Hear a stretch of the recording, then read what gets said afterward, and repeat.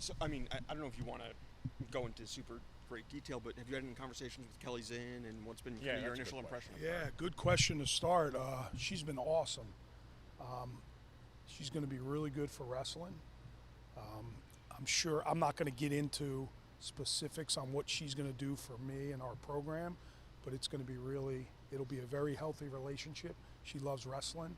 I think she sees the value of this place being packed and crowded. I think she sees years of recent success and thinks we can be better, and she's right. So I think there'll be a tremendous amount of support, but I'll let her kind of fill you guys in on what she'll do for wrestling in the future. Softball question. What does your lineup look like right now? Softball question. It's actually a lot harder than you think. We'll have indicator matches, which to me, you guys know, mean very, very little. But we have a lot of different roster spots that are up for grabs, meaning there's some incredible depth. There's some really good guys. I know as reporters and media, we automatically pencil people in, and even as coaching staffs, you kind of pencil guys in because of what they've done in years prior. But there are a lot of roster spots, just completely transparent, because you know how I am, Steve. 25 will be a will be I'm gonna a get there. 25 will be a spot. 49 is incredibly challenging. 57 is incredibly challenging. 65 is incredibly challenging. 97 is incredibly challenging. And there's some others, but for the most part, those are the weights that we will have to figure out through the first semester to give the best possible lineup to do well in March. Who are you looking at 25? Well, we have a transfer, a local kid from Old Bridge, Pat Adams, that has wrestled in the Big Ten.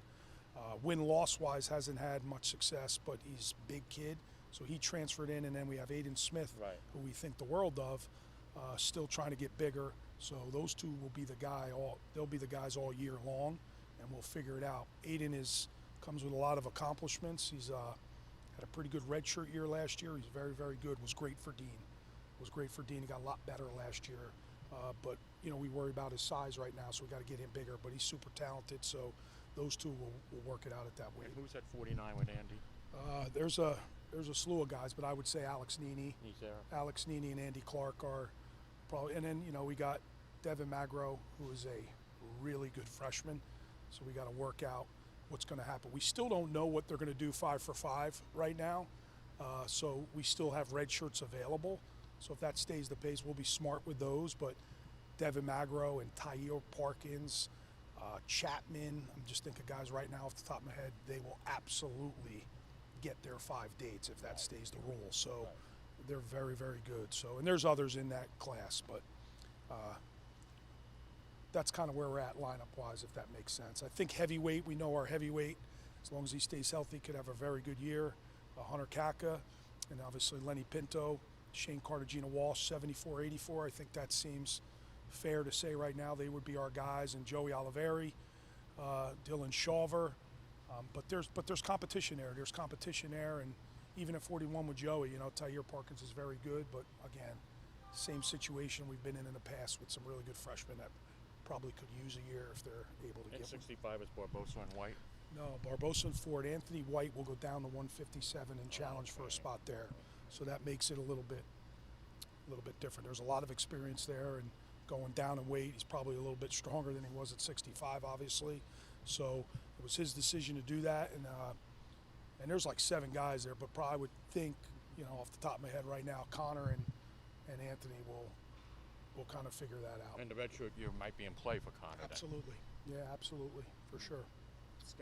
All-Star Classic coming up right around the corner. What's the hype around that, and what's it mean for you guys to have that here? Yeah, I think it's pretty cool to be able to host that. We've hosted some really neat events here. Final X, the New Jersey State Wrestling Championships, some great dual meets. We've hosted a lot here, and this is like just another event that I've always wanted to host. The hype around it, I think because of Super 32, Flo puts a lot of time into that. So now I think you'll start seeing it. It's great to have Jersey guys in it. We're super excited about Rutgers guys being in it. Shawver and Pinto obviously choose, but there's a lot of Jersey flair. Like Pinto will wrestle Simon Ruiz, so that's a Del Barton kid. And there's some Lehigh flavor to it, which is really important. Brignola is a Rumson kid, so there's another Jersey kid. So there's some Jersey, there's some Rutgers, there's some Lehigh. Weren't able to get Penn State guys. There are a lot of those guys are wrestling in the World Championships next week. So I think it's a great event. It starts the year every single year. We've been fortunate in the past.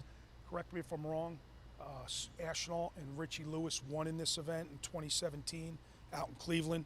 So a huge honor to compete in it. It's a better honor even to win. So that's going to be and we have two, I think Lenny's 0-2 against Simon. And obviously Lucas Bird is a defending national champion that Dylan Shawver's got to figure out. So we look forward to those matchups. Coach, last year you talked about, kind of being tired of number 14 in the country. You guys finished number 11 ranked. So is that the expectation this year? Is that kind of the goal? I've thought about this quite a bit, and I knew this would be asked. I knew and I've thought about it a lot. And this is going to be, no, it's great. It doesn't matter what we do. It matters in March, right? And I love dual meets, but it doesn't matter. It doesn't matter. The dual meets aren't going to matter. I have to figure out March in a bigger way. Does that make sense? Yeah. And I think we have a really, really good lineup.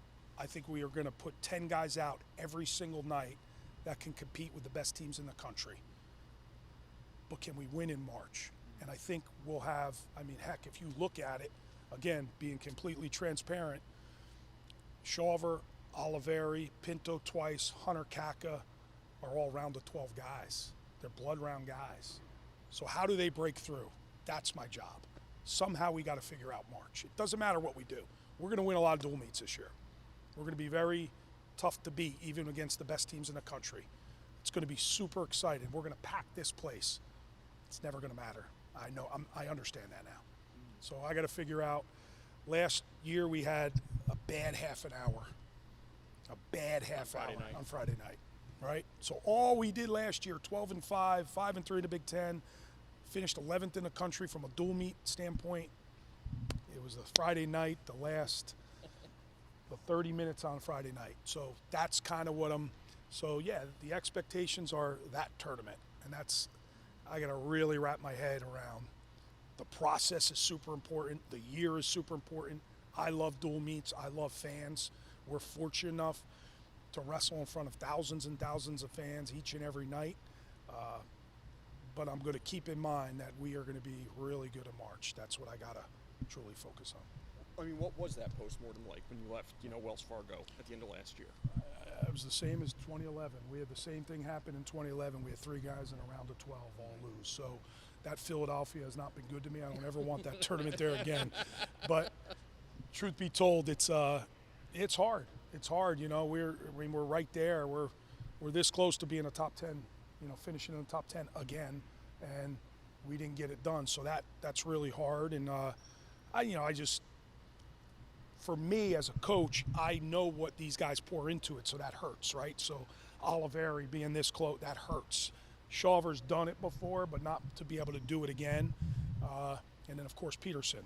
He should have won that match, and that's kind of what we were kind of thinking about. So, yeah, that stung. That stung hard, and I know how we're judged. I know it's about those 3 days, and so I knew that it was going to be a tough offseason, and sure enough, it was. So. Did you attack the transfer portal with Friday night in mind?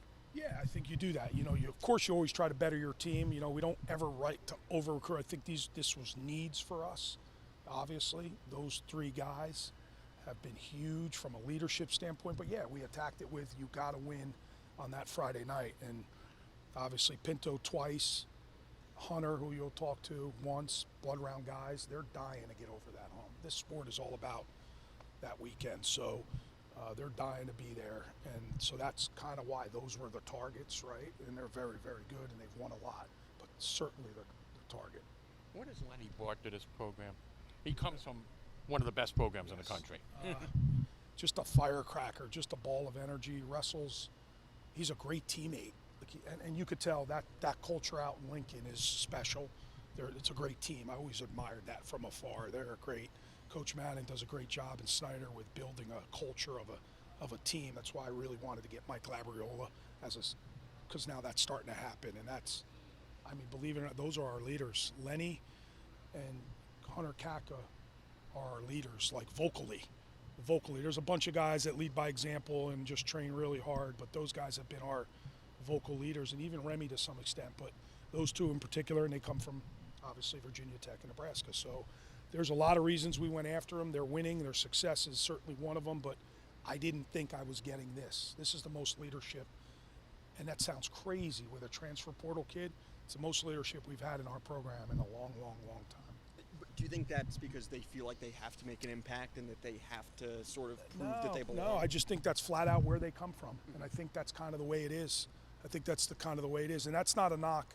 Again, a lot of our guys lead by example, and they work their tail off, and that's great. Dylan Shaver is going to be Dylan Shaver, and he's going to do, and he leads by his example, and Joey's the same way, and Clark's the same way. But these guys are more vocal about it. They want to have a good team. They want to have a good team, and that's been really, really cool these first 2 months. Vocal. By vocal, what do you mean exactly? They talk about, they bring guys in. They don't have to be the one. I don't have to be the one. Hey, everybody up. 1, 2, 3 team. 1, 2, 3. They're the ones talking to the team. And listen, we still have Andy. We still have Joey. We still have Dylan. And there's definitely some senior leadership. But these guys have been really, really good for the young guys. And that's kind of just they're finishing out the condition. It's not so much coach driven, if that makes sense.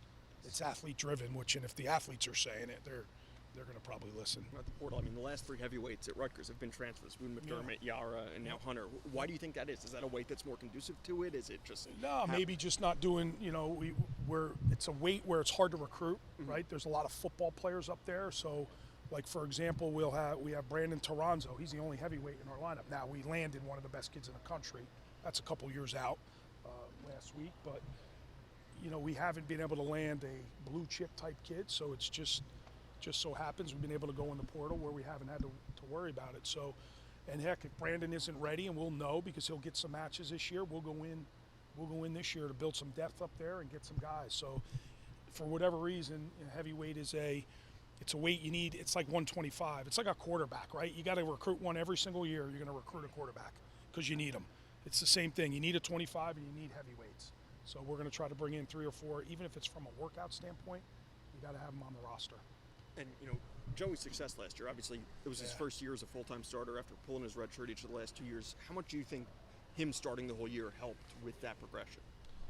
Yeah, I never really thought about it. I know pulling his red shirt, he was wrestling a lot in that first semester, and he was going to Midlands, and he was beating nationally ranked guys. So even though he wasn't in dual meets, we didn't have many big ones first semester, so it wasn't a crazy deal. But yeah, it was cool to have him in the lineup all the time, and he's a staple in there. He's won a lot of duels for us. He's been really, really good for us. So yeah, I think it certainly helped being the guy. I think it's helped him now this year. I think him not winning at the national tournament in the blood round has driven him maybe the most that I've seen. He's just super locked in, and I don't want to say selfish because that's not the right word, but he is about every single minute of the day is on this season and focused on this season. That could be a good or bad thing. He's got to enjoy this process a little bit, and if you know Joey Oliveri, it's just one way, and I got to try to get him to enjoy this a little bit.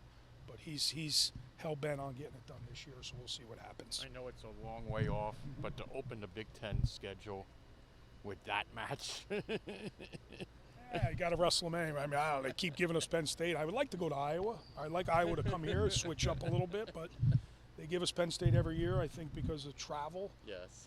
Which, yeah, whatever. We're got to wrestle them at some point. Might as well be the first one out of the gate. We'll be well rested, so that's good. Coming off the break, so We got time for a few more. Talking about recruiting, you guys have been on fire these past 2 weeks, 4 huge recruits. Talk to me about what's been your guys' approach this year of just being so successful already. Best kids in the country. That's it. Trying to get guys that win at a national level, right? Super 32 this past weekend. Our guys won at a national level. Guys win in Fargo. They're winning at a national level.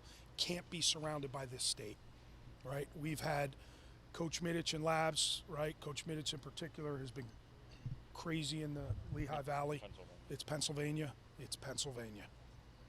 We're in Pennsylvania. So that's just the bottom line. I love Jersey. I'll continue to recruit this state, but we have to go national. And if it's California, we're going to go to California. And if it's Ohio, it's Ohio. If it's Indiana, it's Indiana. We've got guys on our team. I think if you look at our roster now, it used to be 90% Jersey. It's probably 45% Jersey now. So it's a little bit we have to be national. We need the best guys in the country, and that's the reason for. One last question. Coach Shane had a great year last year. Really broke out. What can you see from him this year, and kind of as he develops more in that role, 184? I liked last year at this time he was pushed. Does that make sense? He was pushed by somebody else. So now we have to make sure he's getting pushed every day. There's got to be a sense of urgency to be great, right? When you're a walk-on, he was a walk-on. It's a great story, but he was being pushed every day because he wanted to be the guy. So we got to make sure we can push him every single day so he has his foot to the gas every single day so he can continue to go upward trend. But he's very, very good, loves this sport. He loves wrestling, so that's a good thing. So we're excited for his season for sure. Thanks, Sound good, guys? Thanks, guys. Thank you, Coach. Enjoy these guys.